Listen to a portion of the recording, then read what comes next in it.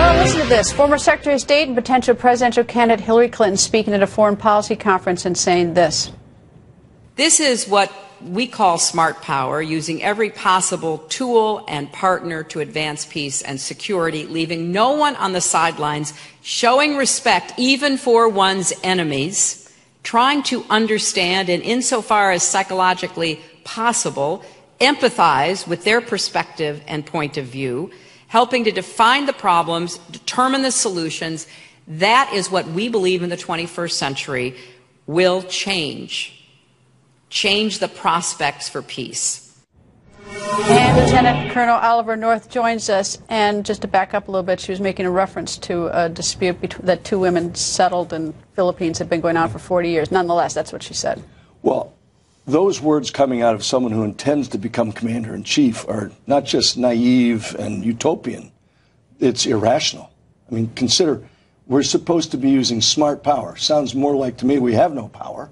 And that isn't smart to say as a candidate. I can't think of a presidential candidate who would have said those kinds of things. Think about this. She's urging us to empathize with our enemies.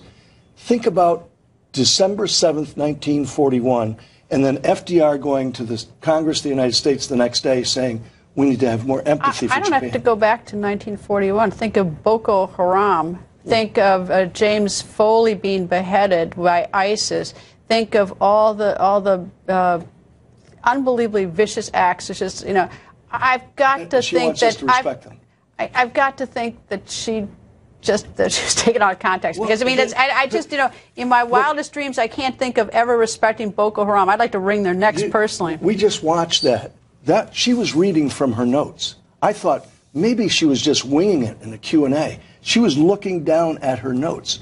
And she's talking about respect for entities, enemies, she called them, who behead Christians, who threaten to attack this country, bring the war to us. That's not the kind of thing. First of all, if you're going to run for president of the United States, you cannot talk that way about the people who intend to kill us, who are dying to kill us. Well, you know, it's sort of interesting. I mean, it sounded like more of a diplomatic Secretary of State statement than for a Secretary of Defense or a president. And she's considered sort of too hawkish for many in the Democratic Party. And I'm thinking to myself, that was anything but hawkish. Well, but that's not just some little tilt to the left. No, to the so-called doves.